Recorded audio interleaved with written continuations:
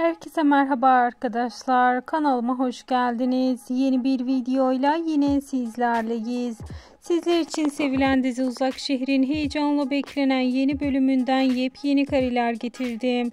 İşte arkadaşlar, akşamki bölümden yeni fotoğraflar yayınlandı. Tabii ben de hemen bu görüntüleri sizlere iletmek istedim. Uzak Şehir dizisi yeni bölümleriyle ekranlara gelmeye devam ediyor. Herkes heyecanla bekliyor.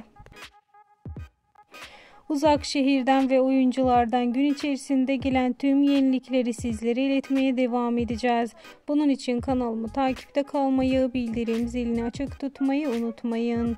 Bir sonraki videolarımızda görüşmek üzere. Hoşça kalın.